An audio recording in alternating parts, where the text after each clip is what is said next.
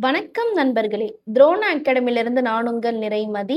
இந்த வீடியோல நம்ம என்ன பார்க்க போறோம் அப்படின்னா, விவசாயிகளின் கிளர்ச்சிகள் தான் பார்க்க போறோம். சரிங்களா?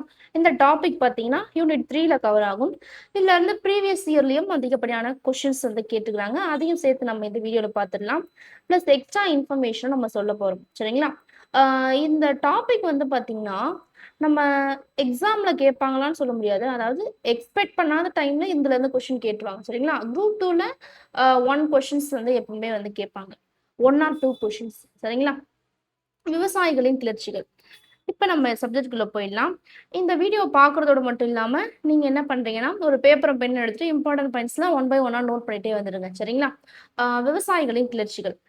யாருக்கு இடையில நடந்தது அப்படின்னு பார்க்கும்போது, நம்ம இந்தியால இருக்கிற விவசாயிகளுக்கும் சரிங்களா? அதோட பிரிட்டிஷோட பீரியட்ல நம்ம இந்தியால இருந்த விவசாயிகளுக்கும், பிரிட்டிஷ்க்கும் இடையில தான் இந்த கிளர்ச்சியானது நடந்தது. சரிங்களா? எந்த இடத்துல நடந்தது அப்படின்னு பார்க்கும்போது, நம்ம இந்தியா ஃபுல்லாமே நடந்தது. சரிங்களா? அதாவது ஒரே நேரத்துல வந்து நடக்கல. டிஃப்ரெண்ட் டைம்ஸ்ல வந்து நடந்துச்சு. ஏன்னா, இந்த பிரிட்டிஷுடைய அடக்குமுறை கொள்கை, கொடுங்கோலான ஆட்சியால இந்த விவசாயிகள்லாம் கிளர்ச்சியில ஈடுபட உந்தப்பட்டாங்க. சரிங்களா? அ இந்த விவசாயிகள் பார்க்கும்போது, அ எதனால இந்த கிளர்ச்சியில ஈடுபட்டாங்க அப்படின்னு பார்க்கும்போது, ஃபர்ஸ்ட் பார்த்தீங்கன்னா வரி. வரி தான் அது ஃபர்ஸ்ட் ரீசனா இருந்துச்சு. ஏன் அப்டின்னா, இந்த விவசாயிகளுக்கு ஆ வருமானம் வருதோ இல்லையோ, அதாவது விளைச்சல் விளையுதோ இல்லையோ, கட்டாயமா வந்து வரி செலுத்தியே ஆகணும். அப்டின்றது இந்த பிரிட்டிஷுடைய ரூல். சரிங்களா? அந்த வரிய ஒரு சில விவசாயிகளால விளைச்சல் இல்லாம வரிய செலுத்த முடியாம வறுமைக்கு ஆளானாங்க. சரிங்களா? வேலை இல்லாம இருந்தாங்க. அப்படி வரி கட்டலன்னா, அந்த விவசாயியோட நிலத்தையே வந்து பிரிட்டிஷ் வந்து அபகரிச்சுருவாங்க. அப்ப நெக்ஸ்ட் என்ன ஆகும்? விவசாயிகளுடைய வாழ்வாதாரம் பெரும் பாதிப்புக்குள்ளாகும். சரிங்களா? இப்படிதான் வந்து இந்த 200 வருஷமா நம்ம இந்தியா வந்து ரூல் பண்ணிட்டு இருந்தாங்க. ஓகேங்களா? செகண்ட் ரீசன் என்னன்னு பார்க்கும்போது, அடக்குமுறை.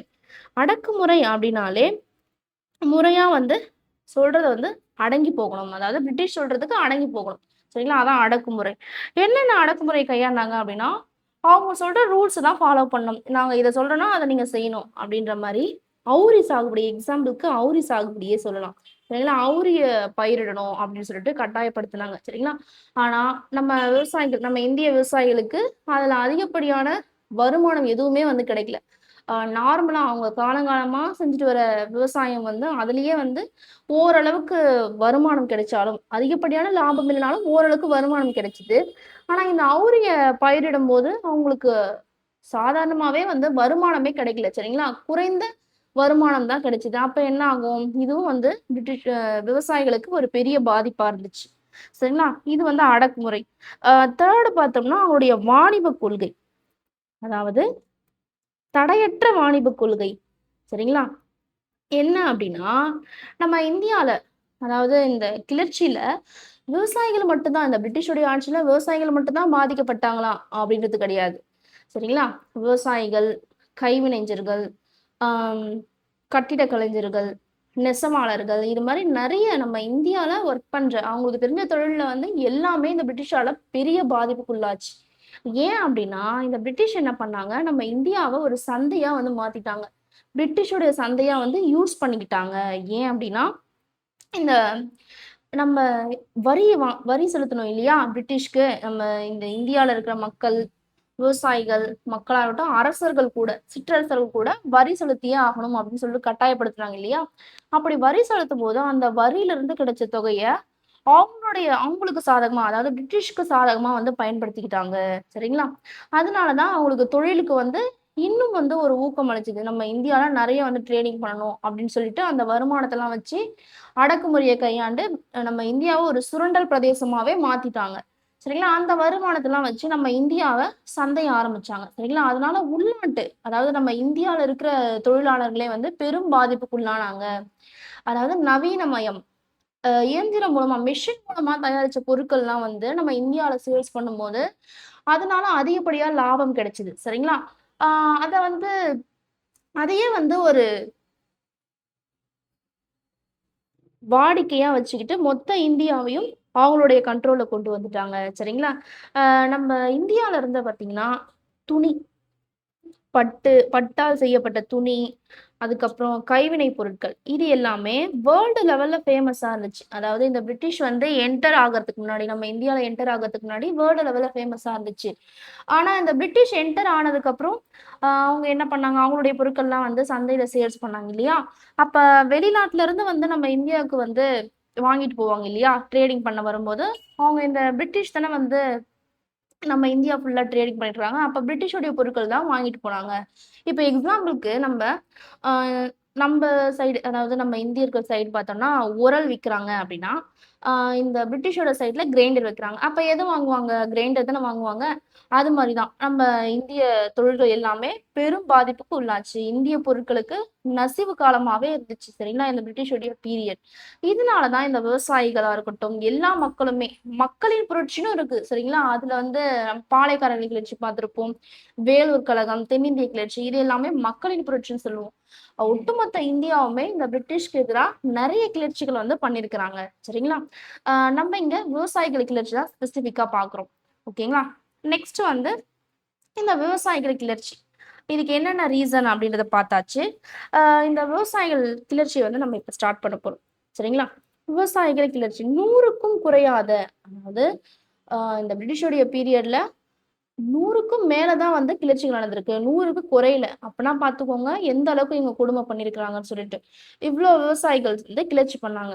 இந்த விவசாயிகள் கிளர்ச்சிய எப்படி வந்து பிரிக்கலாம், வகைப்படுத்தலாம் அப்படின்னு பார்க்கும்போது, ஃபர்ஸ்ட் மறுசீரமைத்தலுக்கான கிளர்ச்சிகள்.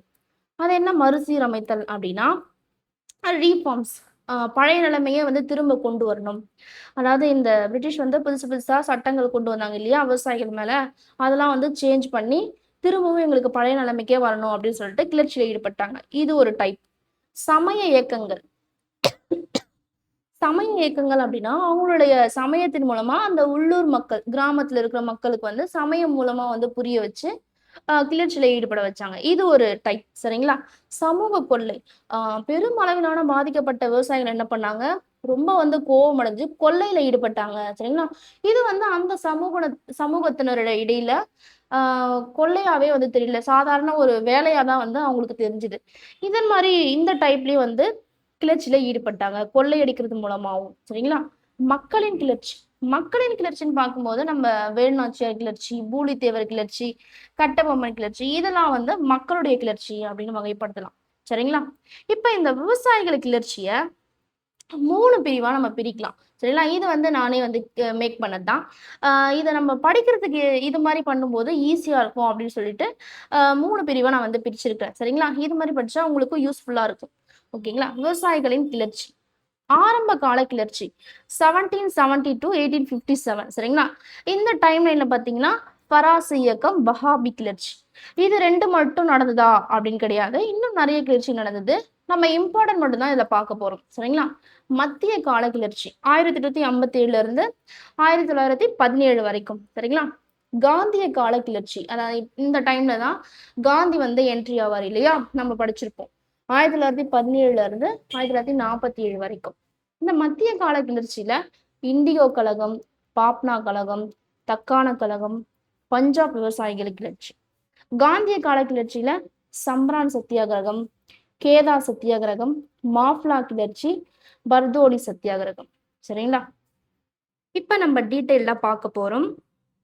ஃபர்ஸ்ட் ஆரம்ப கால விவசாயிகளின் கிளர்ச்சிகள். சரிங்களா? பராசி இயக்கம். பராசி அப்படின்றது கிழக்கு வங்காளத்துல இருந்த ஒரு பிளேஸ் தான். சரிங்களா? கிழக்கு வங்காளம்ன்றது இப்ப வந்து ஆஃப்டர் சுதந்திரத்துக்கு அப்புறம் ஆஹ் வங்காள தேசமா வந்து மாறுச்சு அப்படின்னு நம்ம படிச்சிருப்போம். பராசி இயக்கம் இதுக்கு யார் தலைமை தாங்கினாங்க இந்த இயக்கத்துக்கு அப்படின்னு பார்க்கும்போது ஷாஜி சரியதுல்லா. சரிங்களா? எப்ப ஸ்டார்ட் பண்ணாங்க அப்படின்னா 1818. இவர் வந்து ஒரு 2 முக்கிய அறிவிப்புகளை வந்து உள்ளூர் மக்களுக்கு சொல்றாரு. என்ன சொல்றாரு அப்படின்னா, ஃபர்ஸ்ட் யாரும் வரி செலுத்த வேண்டாம் அப்படின்னு சொல்லிட்டு விவசாயிகளுக்கு சொல்றாரு.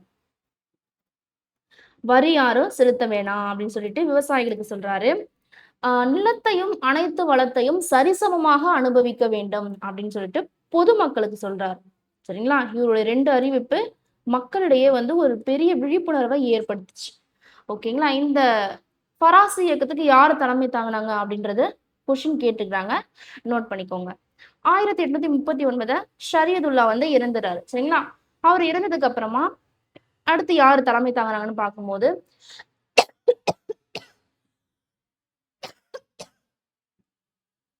டுடுமியான். சரிங்களா? இது நோட் பண்ணிக்கோங்க. இந்த டுடுமியான் என்ன பண்றாரு, அவங்களுடைய சமத்துவ மதம், அதாவது வங்காளம் அப்படின்னா முஸ்லீம்கள். சரிங்களா? அவங்களுடைய சமயத்துல இருக்கிறவங்க சேர்ந்து ஒரு சில கருத்துக்கள் மக்களிடையே வந்து விழிப்புணர்வு ஏற்படுத்துறாங்க. அந்த கருத்துக்கள்லாம் வந்து வலியுறுத்தியவர். சரிங்களா? இந்த விவசாயிகள் அடிப்படையிலான கருத்துக்களை தான் வலியுறுத்துறாரு. அப்படி இவர் 2 முக்கிய அறிவிப்புகளை வெளியிட்டாரு. யாரு? டுடுமியான். நிலம் கடவுளுக்கு சொந்தமானது, வாடகை வசூலிப்பது அல்லது வரி விதிப்பது இது எல்லாமே இறை சட்டத்துக்கு எதிரானது அப்படின்னு வந்து சொல்றாரு. சரிங்களா? இது வந்து கிராம விவசாயிகள் அளவுல ஒரு பெரிய விழிப்புணர்வா இருந்துச்சு. அதனால அதிகப்படியான கிராம விவசாயிகள் வந்து ஒண்ணு சேர்ந்து இந்த இயக்கத்துல வந்து ஈடுபட்டாங்க. சரிங்களா? 1862ல டுடுமியான் வந்து இறந்து போயிடுறாரு. அதுக்கப்புறம் யாரு தலைமை தாங்கினாங்க பாத்தீங்கன்னா நோவாமியான். எப்ப அப்படின்னா 1870. ஓகேங்களா? செகண்ட் வந்து பார்த்தோம்னா பரசத். பரசத் இந்த பிளேஸ் எங்க இருக்குன்னு பாத்தீங்கன்னா வங்காளம்.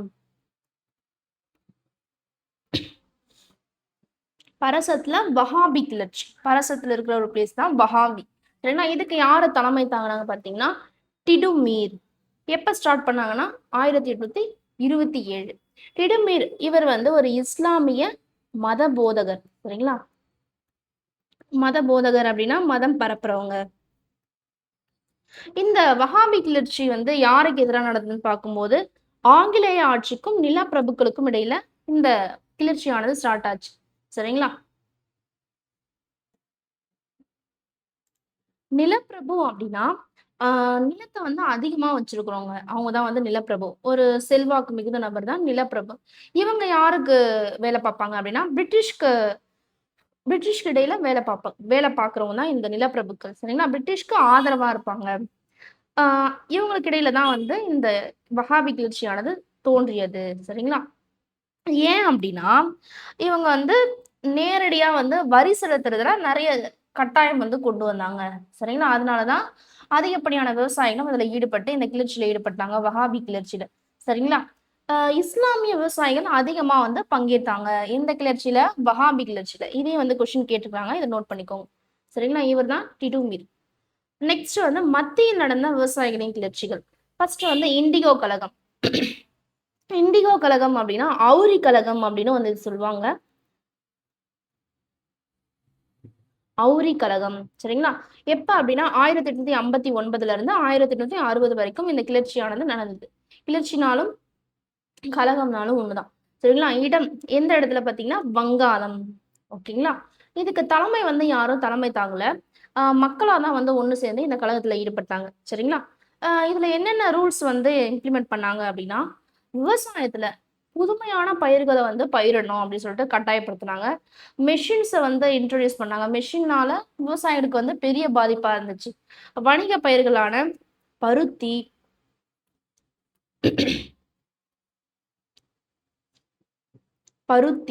இண்டிகோ.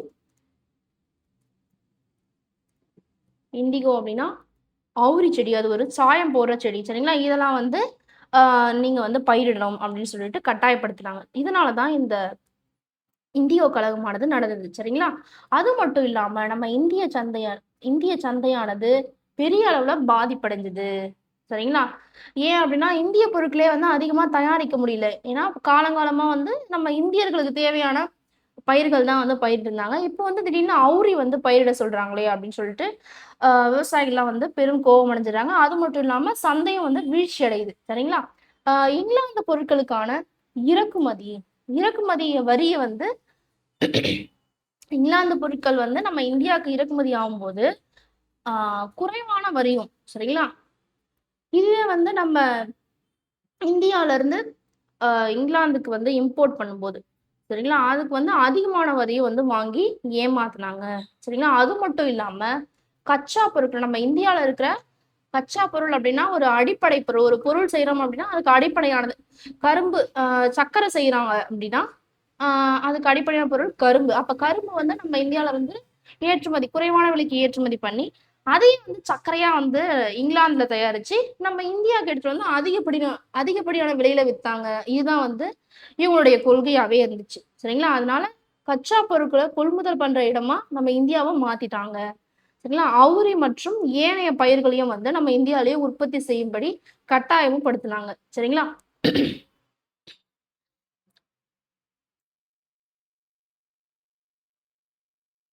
இந்த அவுரி செடிக்கு பார்த்தீங்கன்னா, அதிகப்படியான தேவையும் ஐரோப்பால இருந்து, அதாவது டிமாண்டா இருந்துச்சு. சரிங்களா? அதனால தான் நம்ம இந்தியால விளைவிக்க சொல்லி கட்டாயப்படுத்துனாங்க.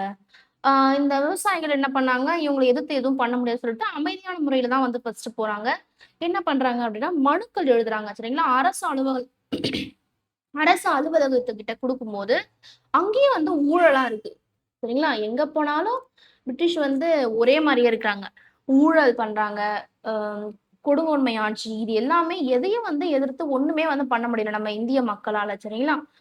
மனு எழுதி குடுக்கலான்னு பார்த்தா, அதுவும் வந்து வேஸ்ட்டா போயிடுச்சு. ஒரு பயனும் இல்லாம போயிடுச்சு. அதுக்கப்புறம் தான் இந்த கிளர்ச்சியே வந்து ஸ்டார்ட் ஆகுது. சரிங்களா?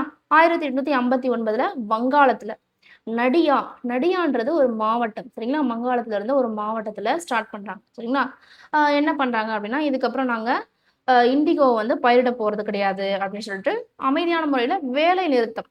அதாவது பயிரிட போவதில்லை அப்படின்னா, நாங்க பயிரிட மாட்டோம், வேலை செய்ய மாட்டோம் அப்படின்ற அ அந்த முறையில வந்து ஈடுபடுறாங்க. சரிங்களா? செப்டம்பர் 1859 திகம்பர் பிஸ்வாஸ் மற்றும் விஷ்ணு சரண் இவங்க 2 பேரும் வந்து இந்த இண்டிகோ கழகத்துல ஈடுபடுறாங்க. சரிங்களா? ஒரு முனைப்போட செயல்படுறாங்க. அதுக்கப்புறம் இந்த இண்டிகோ கழகமானது ஒரு வன்முறையா வந்து வெடிக்குது. அதனால இவங்க 2 பேர் இருக்கிறாங்க இல்லையா? திகம்பர் பிஸ்வாஸ், விஷ்ணுசரண் பிஸ்வாஸ். அந்த வன்முறையால பிரிட்டிஷ் வந்து இவங்கள கட்டாயப்படுத்திட்டாங்க, கட்டுப்படுத்திட்டாங்க. அதனால இவங்க வந்து தலைமறைவாயிடுறாங்க. திகம்பர் பிஸ்வாசும், விஷ்ணுசரண் பிஸ்வாசும் ஆ பின்வாங்கிடுறாங்க. சரிங்களா? இந்த கழகமானது ஒரு முடிவுக்கு வந்துடுது. இந்த விவசாயிகள் இந்த இண்டிகோ கழகத்துல ஈடுபட்டாங்க இல்லையா? அவங்கலாம் என்ன பண்றாங்க, ஆ உத்தரப்பிரதேசம், யூபிக்கும், பீகாருக்கும் வந்து பயந்து போயிடுறாங்க. சரிங்களா? ஒரு சில விவசாயிகள் வந்து நம்ம இந்த கழகத்துல இருந்தா நம்மள கொன்னுடுவாங்கன்னு சொல்லிட்டு பயந்து ஓடி போயிடுறாங்க. ஆ இதுக்கிடையில இந்த இண்டிகோ கழகம் இருக்கு இல்லையா? இந்த பிரிட்டிஷ் வந்து என்னென்ன கொடுமை பண்ணாங்க விவசாயிகள அப்படின்னு அப்படின்னு சொல்லிட்டு, நம்ம இந்திய பத்திரிகையாளர்கள், அதாவது வங்காளத்துல இருந்த சரிங்களா? வங்காளத்துல இருந்து இந்திய பத்திரிகையாளர் என்ன பண்றாங்க, ஒரு சில நூல்லாம் வந்து எழுதி வெளியிடுறாங்க. இது வந்து மக்களிடையே ஒரு பெரிய விழிப்புணர்வு வந்து ஏற்படுத்துச்சு. சரிங்களா? தேசபக்தன்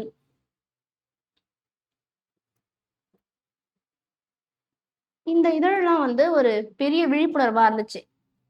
அது மட்டும் இல்லாம நீல் தர்பன். நீல் தர்பன் அப்படின்ற ஒரு நாடகத்த வந்து எழுதுறாங்க. யாரு அப்படின்னா, தீனபந்து மித்ரா. சரிங்களா? நீல் தர்பன் அப்படின்னா இதுக்கு என்ன அர்த்தம்ன்னு பார்த்தீங்கன்னா, இண்டிகோவின் கண்ணாடி.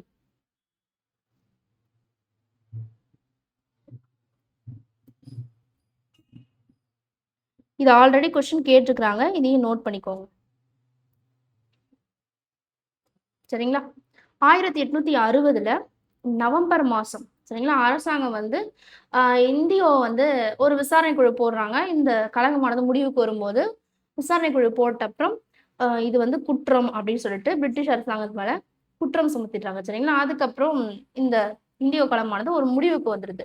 இதற்கிடையில 1860ல வந்து இந்த குற்றம் விசாரிக்கும்போது ஒரு அவுரி ஆணையம் அப்படின்னு ஒரு ஆணையம் வந்து போடுறாங்க. சரிங்களா? எப்ப அப்படின்னா 1860ல தான். இந்த அவுரி ஆணையத்தின்படி 1862ல 1862 சட்டம் அப்படின்னே ஒரு சட்டம் வந்து கொண்டு வராங்க. சரிங்களா? தி ஆக்ட் ஆஃப் தி 1862 இப்படின்னு ஒரு சட்டமே வந்து கொண்டு வராங்க. இது வந்து பாகம் 6 சரிங்களா? அவங்களுடைய அரசியலமைப்பு சட்டத்துல பாகம் 6ஆ வந்து சேர்த்துடுறாங்க. சரிங்களா? இதையும் நோட் பண்ணிக்கோங்க. இது வந்து நீல் தர்பன் வந்து ஆல்ரெடி கொஸ்டின் கேட்டுருக்காங்க. சரிங்களா? இவரு தான் வந்து தீனபந்து மித்ரா. ஓகேங்களா? தக்காண கழகம். செகண்ட் வந்து தக்காண கழகம். இது எப்ப ஸ்டார்ட் பண்ணாங்கன்னா, 1875. இதுக்கு தலைமை வந்து யாரும் கிடையாது. மக்களா தான் ஒண்ணு சேர்ந்து இந்த கழகத்துல ஈடுபட்டாங்க. தக்காண கழகம் அப்படின்னா, தக்காணம் அப்படின்னாலே ஒரு 8 மாநிலங்கள் சேர்ந்தது தக்காணம் அப்படின்னு நம்ம படிச்சிருப்போம். மகாராஷ்டிரா, கர்நாடகா, கேரளா, தமிழ்நாடு இது எல்லாமே சேர்ந்தது தான். இன்னும் ஒரு சில மாநிலங்களும் சேர்ந்தது தான் தக்காணம் அப்படின்னு நம்ம படிச்சிருப்போம். இங்க வந்து பார்த்தீங்கன்னா, பூனால தான் நடக்குது. சரிங்களா? பூனான்றது மகாராஷ்டிரால இருக்க ஒரு பிளேஸு. இங்க வந்து மாவட்டமா இருக்கு. பூனான்றது ஒரு மாவட்டம். சரிங்களா? அந்த இடத்துல தான் இந்த கழகமானது நடைபெறுது. 1875ல தான் இந்த கழகத்துல ஈடுபடுறாங்க. என்ன ரீசன் அப்படின்னு பார்க்கும்போது, அதாவது நீங்க வந்து வட்டிக்கு வாங்குனீங்க இல்லையா? அதாவது பிரிட்டிஷ்க்கு வரி செலுத்தியே ஆகணும். அதனால அந்த வரி செலுத்ததுக்காக அவங்களுடைய நிலத்தையே வந்து அடமானம் போட்டாங்க இல்லையா? வட்டிக்காரங்க கிட்ட. அப்படி வட்டிக்காரங்கிட்ட அடமானம் போட்டு பணம் வாங்கிட்டாங்க. அப்ப அந்த பணத்த வந்து திருப்பி செலுத்த முடியல அப்படின்னா, அந்த நிலத்தையே வந்து அவங்களுக்கு சொந்தமாக்கிக்கலாம் அப்படின்னு சொல்லிட்டு அனுமதி குடுக்குறாங்க. யாரு? பிரிட்டிஷ். சரிங்களா? அப்ப என்ன ஆகும்? அவங்களுடைய நிலமே வந்து விவசாயிகளிடந்து போயிடும். சரிங்களா? அப்ப விவசாயிகள் என்ன பண்ணுவாங்க? வறுமையிலயும், வேலையின்மையிலும் தான் ஈடுபடுவாங்க. வறுமையிலயும், வேலையின்மையில தான் இருக்கறதா இருக்கும். சரிங்களா? அந்த சிச்சுவேஷன் அப்படி. அது மாரி தான் இவங்க இந்த பிரிட்டிஷ் வந்து அப்படி பண்ணாங்க. அதனால என்ன ஆகுதுன்னு பார்த்தீங்கன்னா, அந்த விவசாயியோட நிலம் எல்லாம் விவசாயம் பண்ணாதவங்க கையில போயிடும். அதாவது உழாத வர்க்கத்திடம் போயிடும். விவசாயம் செய்றவங்க கிட்ட இருந்து விவசாயம் இந்த வட்டிக்கு பணம் குடுக்குறவங்க, இவங்கலாம் வந்து விவசாயம் செய்வாங்களா? கிடையாது. அப்ப அவங்க கிட்ட வந்து போயிடும். அப்ப அந்த நிலமே வந்து வேஸ்ட்டா தான் இருக்கும். சரிங்களா? இவங்க கிட்ட இருந்தாலும் விவசாயம் பண்ணி ஏதாச்சும் அவங்களுடைய வாழ்வாதாரத்த ஓட்டுவாங்க. இதையும் வந்து இந்த பிரிட்டிஷ் இது மாரி பண்ணிட்டாங்க. இதனால தான் இந்த விவசாயிகள் வந்து கொள்ளையில ஈடுபடுறாங்க. சரிங்களா? 1875 மே மாதம் வட்டிக்கு பணம் வாங்குனாங்க இல்லையா? அவங்களுக்கு எதிரா இந்த கலவரம் வந்து வெடிச்சது. மே மாதம் தான் வெடிச்சது. அது மட்டும் இல்லாம பஞ்சமானது தலைவிரிச்சு ஆடுச்சு. பஞ்சத்தால நெறைய பேர் உயிரிழக்கவும் செஞ்சாங்க. சரிங்களா? நம்ப மதராஸ் மாகாணத்துல நம்ம படிச்சிருப்போம். தாது வருட பஞ்சம் அப்படின்னு படிச்சிருப்போம். ஒரிசா பஞ்சம் இது எல்லாமே வந்து இந்த பிரிட்டிஷுடைய தடையற்ற வாணிப கொள்கையாலையும், வரியாலையும் தான் நடந்துச்சு. அது மட்டும் இல்லாம, நம்ம இந்தியர்களுக்கு போதுமான உணவே வந்து கிடைக்கல இந்த டைம்லலாம் சரிங்களா? ஏன் அந்த உணவு இல்லாதால அந்த பஞ்சம் ஏற்பட்டது. அந்த பஞ்சம் ஏற்பட்டதால நெறைய பேர் வந்து சாப்பிடறதுக்கு எதுவுமே இல்லாம நெறைய பேர் நெறைய இடத்துல வந்து உயிரிழந்தாங்க. சரிங்களா? இப்படியெல்லாம் வந்து நம்மள விவசாயிகள கொடுமை பண்ணாங்க. அதனால கொள்ளையில வந்து ஈடுபட்டாங்க. இந்த கொள்ளையில ஈடுபட்டு சிக்கினவங்க எல்லாருமே வந்து காவல்துறை கிட்ட போயிட்டு கம்ப்ளைண்ட் பண்றாங்க. சரிங்களா? இது மாரி எங்களுடைய இடத்தெல்லாம் வந்து சொத்துக்கள்லாம் வந்து கொள்ளையடிச்சுட்டாங்க அப்படின்னு சொல்லிட்டு இவங்க மேல, இந்த விவசாயிகள் மேல கம்ப்ளைண்ட் பண்றாங்க. அதுக்கப்புறம் கடைசியில ஒரு முடிவுக்கு வந்துடுது. சரிங்களா? விசாரணை பண்ணும்போது ஒரு முடிவுக்கு வந்துடுது. அதன்படி போடப்பட்டதா இந்த தக்கான விவசாயிகள் மீட்பு சட்டம் கொண்டு வந்தாங்க. சரிங்களா? டெக்கான் ரியாட்ஸ். டெக்கான் ரியாட்ஸ்க்கு இந்த தக்கான விவசாயிகள் மீட்பு சட்டம் கொண்டு வந்து நிறைவேத்துனாங்க. இதனால ஓரளவு வந்து விவசாயிகள் வந்து அவங்களுக்கு சாதகமா இருந்துச்சு ஓரளவு. இந்த சட்டம் மூலமா. சரிங்களா? பஞ்சாப் விவசாயிகள் இயக்கம். இந்த இயக்கம் பார்த்தீங்கன்னா, 1890ல இருந்து 1900ல நடந்தது. சரிங்களா? இந்த இயக்கமானது நடந்திருந்தது. அதாவது இந்த போராட்டமாவே வந்து உருவாச்சு. சரிங்களா? இதுக்கு தலைமை வந்து யாரும் கிடையாது. மக்களா தான் ஒண்ணு சேர்ந்து இந்த இயக்கத்த ஸ்டார்ட் பண்ணாங்க. இந்த இயக்கம் நடக்கிறதுக்கு என்ன ரீசன்? இந்த பஞ்சாப் விவசாயிகள் ஒண்ணு சேர்ந்து கிளர்ச்சியில ஈடுபட என்ன ரீசன் அப்படின்னு பார்க்கும்போது, வட்டிக்கு வந்து வாங்குனாங்க. சரிங்களா? இந்த டைம்ல பார்த்தீங்கன்னா, அதிகப்படியான பஞ்சம் இருந்தது. அதனால வரி வந்து பிரிட்டிஷ்க்கு செலுத்த முடியல. அப்படி வரி செலுத்துறதுக்காக வட்டிக்காரங்கிட்ட இருந்து கடன் வாங்குறாங்க. சரிங்களா? அப்படி கடன் வாங்கிட்டு, அந்த கடன வந்து திருப்பி செலுத்த முடியல. ஏன்னா, விளைச்சல் வந்து கிடையாது. ரொம்ப வந்து பஞ்சமா இருந்தது. ஆ விவசாயம் வந்து பெருமளவுல பாதிப்புல இருந்த டைம் தான் இந்த டைம். சரிங்களா? அப்ப கடன வந்து குடுக்க முடியல. அதனால அந்த வட்டிக்காரங்க என்ன பண்ணாங்க, அவங்களுடைய அடக்குமுறைய வந்து கையாண்டாங்க. ஒடுக்குமுறை. என்ன ஒடுக்குமுறை அப்படின்னு பார்க்கும்போது, அவங்களுடைய நிலத்தையே வந்து அபகரிச்சுட்டாங்க. சரிங்களா? நீங்க வந்து வட்டி குடுக்கலன்னா, உங்களோட நிலத்தையே எங்களுடைய சொந்தமாக்குவோம். நிலத்தை அபகரிப்பு. சரிங்களா? இதுதான் இந்த கிளர்ச்சியில ஈடுபட ரீசனா இருந்துச்சு. பஞ்சாப் விவசாயிகள். சரிங்களா? அதனால கிளர்ச்சியில ஈடுபட்டாங்க. அதுக்கப்புறம் என்னாச்சுன்னு பார்த்தீங்கன்னா, இந்த பிரிட்டிஷ் அரசாங்கம் வந்து இத வந்து பார்த்து தெரிஞ்சுக்கிறாங்க. இங்க நடக்கிற கிளர்ச்சிய. ஆனா பிரிட்டிஷ்க்கு வந்து இந்த பஞ்சாப்ல நடக்கிற கிளர்ச்சி வந்து எப்படியாச்சும் கண்ட்ரோல் பண்ணியே ஆகணும் அப்படின்ற ஒரு எண்ணம். ஏன் அப்படின்னா, இந்த பஞ்சாப்ல இருந்து தான் அதிகப்படியான ராணுவ வீரர்கள் வந்து தேர்வு செஞ்சாங்க. ராணுவ வீரர்கள் பஞ்சாப்ல இருந்து தேர்வு செய்யப்பட்டாங்க. சரிங்களா? அவங்களுடைய பிரிட்டிஷ் படையில இங்க இருந்து அதிகப்படியான வீரர்கள் வந்து தேர்வு செஞ்சாங்க. அதனால தான் இது வந்து லைக் பண்ணல. இங்க நடக்கிற புரட்சிய வந்து விரும்பல. சரிங்களா? அதனால இத வந்து அமைதியான முறையில கண்ட்ரோல் பண்ணிட்டாங்க. அப்படி என்ன பண்ணாங்கன்னு பார்த்தீங்கன்னா, 1900ல பஞ்சாப் நில உரிமை மாற்றுச் சட்டம். இத வந்து கொண்டு வந்தாங்க.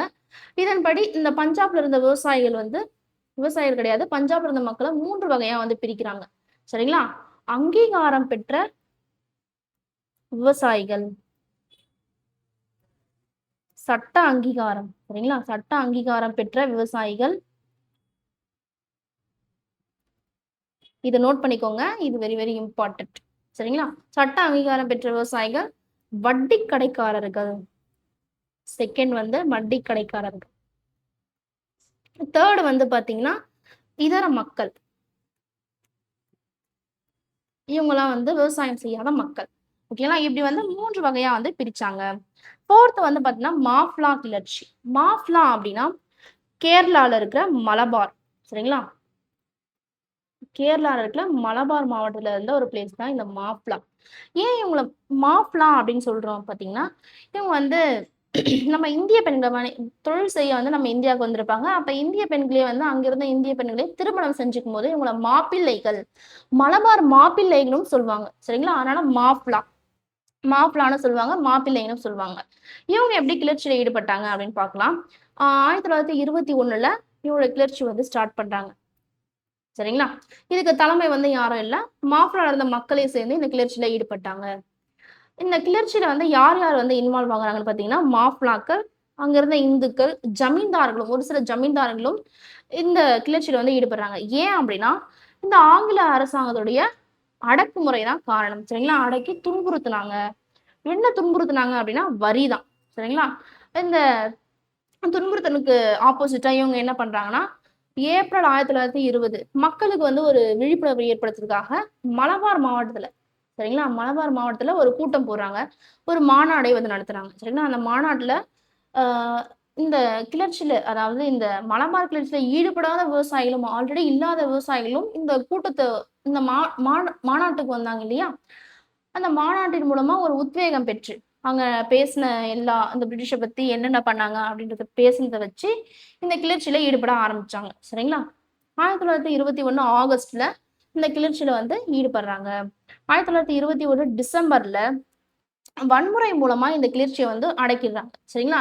இரக்கமின்றி மாஃப்லா கிளர்ச்சிய அடக்கினர் யாரு? பிரிட்டிஷ்கள். சரிங்களா? ஆனா, அதுக்கு ஆப்போசிட்டா நம்ப இந்த மாஃப்லாக்கள் என்ன பண்ணாங்க? ஆ காவல்துறை, அரசு அலுவலகம் எல்லாத்துலயும் மேலயும் வந்து வன்முறையில ஈடுபட்டாங்க. அவங்களையும் வந்து அடிச்சு நொறுக்குனாங்க. அதனால தான் பிரிட்டிஷ வந்து ஆப்போசிட்டா இது மாரி பண்ணாங்க. சரிங்களா? இந்த மாஃப்லா கிளர்ச்சியில 2337 மாஃப்லா கிளர்ச்சியாளர்கள், அதாவது இந்த கிளர்ச்சியில ஈடுபட்ட எல்லாருமே கொல்லப்பட்டாங்க. சரிங்களா? எல்லாருமே கொல்லப்படல. ஒரு சில பேர் காயமும் அடைஞ்சிருக்காங்க. யாரு அப்டின்னா, 1650 பேர் வந்து காயமடைஞ்சாங்க. 45,000க்கு மேற்பட்டோர் ஜெயில்ல வந்து புடிச்சு போட்டுறாங்க. சரிங்களா? டிசம்பர் 1921ல எல்லா எதிர்ப்புமே வந்து ஸ்டாப் ஆயிடுச்சு. அதுக்கப்புறம் இந்த கழகமானது முடிவுக்கு வந்தது. சரிங்களா? 5த் வந்து பாப்னா கழகம். பாப்னா பாப்னா எங்க இருக்குன்னு பார்த்தீங்கன்னா, வங்காளத்துல இருந்த ஒரு பிளேஸ் தான். சரிங்களா? பாப்னா, வங்காளம். அதாவது வங்காளத்துல பார்த்தீங்கன்னா, யூசுப் சாகி பர்கானா இந்த இடத்துல தான் வந்து இந்த கிளர்ச்சி வந்து ஸ்டார்ட் பண்ணியிருப்பாங்க. இதையும் நோட் பண்ணிக்கோங்க. யூசுப் சாகி பர்கானா. இந்த கழகமானது, அதாவது கழகமோ, கிளர்ச்சியோ 2ம் ஒண்ணு தான். 1873 டூ 1876ல இந்த கழகமானது நடந்தது. சரிங்களா? இதுக்கு யார் தலைமை தாங்குனாங்கன்னு பார்த்தீங்கன்னா, கேசப் சந்திர ராய். ஓகேங்களா? இதுக்கு என்ன ரீசன்? இந்த கலகம் நடக்கிறதுக்கு என்ன ரீசன் பார்த்தீங்கன்னா, ஜமீன்தார்களுடைய அடக்குமுறை தான். இந்த ஜமீன்தார்கள் என்ன பண்ணாங்க அப்படின்னா, விவசாயிகள் அவங்களுடைய நிலத்துல ஜமீன்தார்கள் வந்து நிலத்த வந்து குத்தகைக்கு விட்டுருவாங்க. அந்த குத்தகை நிலத்துல வந்து விவசாயிகள் வந்து ஒர்க் பண்ணுவாங்க. சரிங்களா? அப்படி அந்த விவசாயிகள் வந்து சரியா வந்து வாடகை குடுக்கல, வரி குடுக்கல அப்படின்னு சொல்லிட்டு பொய்யான குற்றச்சாட்டுகள வந்து விவசாயிகள் மேல சுமத்தி, அந்த விவசாயிகள வந்து நிலத்த விட்டே வந்து அடிக்கடி வந்து வெளியேத்தி அனுப்பிச்சுடுறாங்க. சரிங்களா? இதுதான் மிகப்பெரிய ரீசனா இருந்துச்சு இந்த பாப்னா கழகத்துக்கு. அது மட்டும் இல்லாம அதிக வரி வசூல் செஞ்சதா ஆ குற்றச்சாட்டு. சரிங்களா? ஜமீன்தார் மேல அதிக வரி வசூல் செஞ்சதா இந்த விவசாயிகளுடைய குற்றச்சாட்டா இருந்துச்சு. அதனால தான் இந்த கிளர்ச்சியில வந்து ஈடுபட்டாங்க. அப்ப இந்த கிளர்ச்சியில ஈடுபட்ட விவசாயிகள் என்ன பண்றாங்க, இந்த வங்காளத்துல பாப்னால ஸ்டார்ட் பண்ணி, அதாவது யூசுப் சாஹிப் பர்கானால ஸ்டார்ட் பண்ணி, வங்காளம் முழுவதும் வந்து இருந்த விவசாயிகள வந்து இந்த கிளர்ச்சியில ஈடுபட வைக்கிறாங்க. சரிங்களா? கிராமந்தோறும் சென்று ஒரு கூட்டம் போட்டு இத சொல்லி பிரிட்டிஷ் எப்படி பண்றாங்க, அதெல்லாம் சொல்லி புரிய வச்சு, இந்த பாப்னா கழகத்துல ஈடுபட வைக்கிறாங்க. சரிங்களா? அதனால உருவானது தான். நெறைய விவசாயிகள் சேர்ந்து உருவானது தான் இந்த விவசாய சங்கங்கள். சரிங்களா? இந்த விவசாய சங்கம் உருவானத கேள்விப்பட்டு, இந்த வங்காளத்துடைய லெப்டினன்ட் கவர்னரா இருந்தவர் யாருன்னு பார்த்தீங்கன்னா, சர் ஜார்ஜ் கேம்பல். இவரு தான் வந்து இந்த விவசாய சங்கத்த கேள்விப்பட்டு, இங்க வந்து ஹெல்ப் பண்ணுவாரு. சரிங்களா? என்ன ஹெல்ப் அப்டின்னா, விவசாயிகளுக்கு ஆதரவா ஒரு சட்டத்த வந்து இயற்றுவாரு. அதுதான் வங்காள குத்தகை சட்டம். சரிங்களா? எப்ப அப்டின்னா, 1885ல பிரிட்டிஷ் அரசாங்கத்துடைய ஆதரவோட இந்த சட்டத்த வந்து நிறைவேற்றிருப்பார். இதனால இந்த பாப்னா கழகமானது ஒரு முடிவுக்கு வந்துரும். சரிங்களா? லெப்டினன்ட் கவர்னர் அப்டின்னா, துணைநிலை ஆளுநர். சரிங்களா? தெரியாதவங்க தெரிஞ்சுக்கோங்க. ஓகே. நெக்ஸ்ட் வந்து காந்திய கால விவசாயிகளின் கிளர்ச்சிகள். ஃபர்ஸ்ட் வந்து காந்தி எந்த சத்தியாகிரகத்துல என்ட்ரி ஆவாரு அப்படின்னா, சம்பரான் சத்தியாகிரகம். சத்தியாகிரகம் அப்படின்னா இதுவரைக்கும் கலகம், கிளர்ச்சி பார்த்திருப்போம். சத்தியாகிரகம் அப்படின்னா அமைதியான முறையில போராட்டம் பண்ணுவது தான் சத்தியாகிரகம். சரிங்களா? அப்படி நடந்தது தான் இந்த சம்பரான் சத்தியாகிரகம். இந்த சம்பரான் சத்தியாகிரகம் எப்ப நடந்ததுன்னா 1917 டு 18 இந்த இயர்ல தான் நடந்துச்சு. தலைமை யாருன்னு பார்த்தீங்கன்னா, மகாத்மா காந்தி தான் வந்து தலைமை தாங்கியிருப்பார். இந்த சம்பரான் சத்தியாகிரகம் நடக்கிறதுக்கு என்ன ரீசன் பார்த்தீங்கன்னா, அவுரி சாகுபடி. ஃபர்ஸ்ட் வந்து அவுரி சாகுபடி செய்ய சொன்னாங்க. கட்டாயமா வந்து இத நீங்க தான் பயிரிடணும் அப்படின்னு வந்து ஒரு சட்டம் கொண்டு வந்தாங்க. அது மட்டும் இல்லாம, நியாயமற்ற விலைக்கு வந்து இந்த சாகுபடி செஞ்ச பொருட்கள வந்து அதாவது ஆங்கிலேயர் வந்து வாங்கிப்பாங்க. அ ஆங்கிலேயர் வந்து நீ வந்து அவுரி சாகுபடி செய்யணும். அத வந்து குறைவான விலைக்கு தான் எனக்கு குடுக்கணும் அப்படின்றது இவங்களோட ரூல்ஸ். அவங்களே வந்து இது சாகுபடி செய்ய சொல்லுவாங்களாம். அது மட்டும் குறைவான விலைக்கும் வாங்கிப்பாங்களாம். இதனால என்ன ஆகும்? விவசாயிகள் தான் அதிக பாதிப்பு ஏற்படும். சரிங்களா? அது மட்டும் இல்லாம, அவங்க தான் வந்து அந்த விலையே வந்து ஃபிக்ஸ் பண்ணுவாங்க. யாரு? பிரிட்டிஷ் தான். சரிங்களா? அந்த விலைக்கு தான் நீங்க விற்கணும் அப்படின்னு சொல்லிட்டு கட்டாயமும் படுத்துனாங்க. இந்த கட்டாயம் தான் இந்த தீன் காதியா அப்படின்னு சொல்றாங்க. சரிங்களா? இதையும் வந்து கொஸ்டின் கேட்டுருக்காங்க. இத நோட் பண்ணிக்கோங்க. சம்பரான் தீன் காதியா. இந்த விவசாயிகள் என்ன பண்ணாங்க? சரி, யாருன்னா வந்து நமக்கு ஹெல்ப் பண்ணுவாங்களா அப்படின்னு வந்து அ அந்த போராட்டத்த வந்து ஸ்டார்ட் பண்ணும்போது, கரெக்ட்டா அப்பதான் வந்து ஹெல்ப் பண்ண வராரு நம்ம காந்தி. சரிங்களா? இந்த போராட்டத்துக்கு அதாவது சம்பரான் சத்தியாகிரகத்துக்கு உதவ வந்தவர் காந்தி. அ காந்தி ஆல்ரெடி வந்து ஒரு சட்டம் தெரிஞ்சவர் தான்.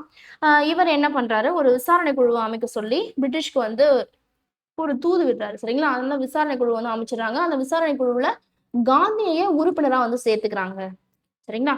அந்த உறுப்பினரா சேர்ந்தபோது இங்க நடந்த எல்லா விஷயத்தையும் வந்து காந்தி தெளிவா சொல்லிடுறாரு. அதனால பிரிட்டிஷ் வந்து இவங்க மேல தான் தப்பு இருக்கு அப்படின்னு சொல்லிட்டு ஒரு சட்டம் வந்து இயற்றுறாங்க. சரிங்களா?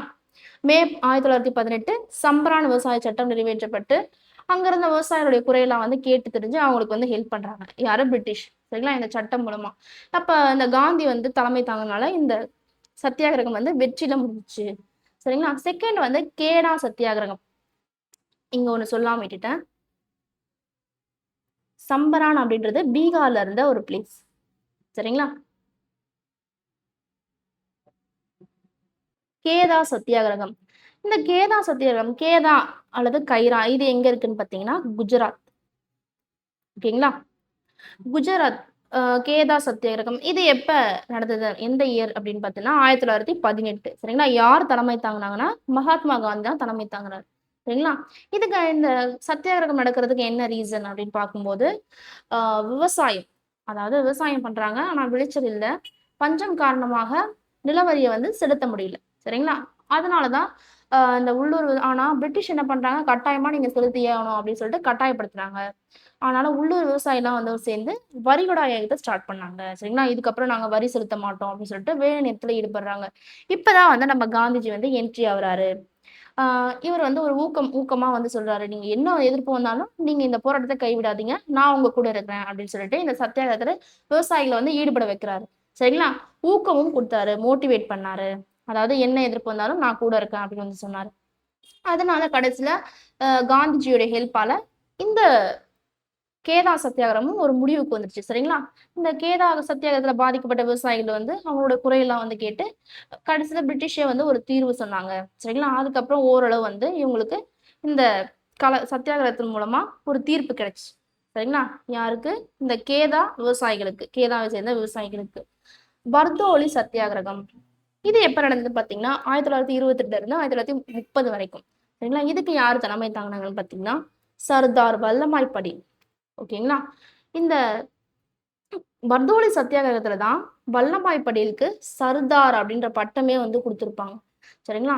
இந்த கிளர்ச்சிக்கான ரீசன் அதாவது இந்த சத்தியாகிரகத்துக்கான ரீசன் என்னன்னு பார்க்கும்போது, 22% இருந்து 30% வரைக்கும் அரசு வந்து நிலவரிவாய உயர்த்துனாங்க. இதுதான் இங்க ரீசனா இருந்துச்சு. சரிங்களா? இதனால அந்த இவ்ளோ வரிலாம் எங்களால செலுத்த முடியாது அப்படின்னு சொல்லிட்டு மறுப்பு தெரிவித்த இந்த பர்தோலியை சார்ந்த விவசாயிகள். அதாவது பர்தோலி அப்படின்னா குஜராத்ல இருந்த ஒரு பிளேஸ் தான். சரிங்களா? குஜராத்தை சார்ந்த விவசாயிகள் எல்லாரும் ஒண்ணு சேர்ந்து, இவ்ளோ வரிலாம் எங்களால செலுத்த முடியாது அப்படின்னு சொல்லிட்டு மறுப்பு தெரிவிச்சாங்க.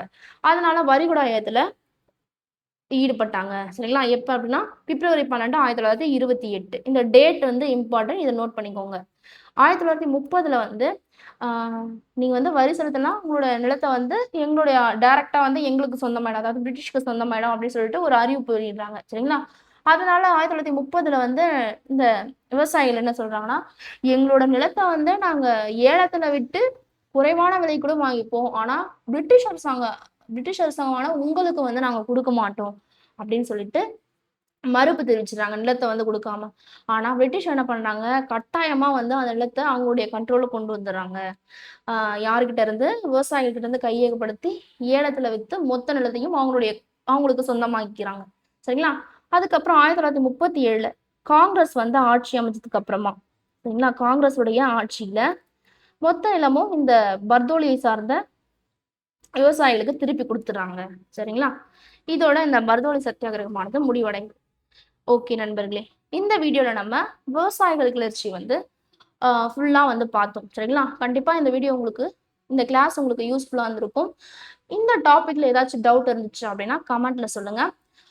நெக்ஸ்ட் வீடியோ நம்ம சந்திக்கலாம். சரிங்களா? ஓகே நண்பர்களே, தேங்க்யூ.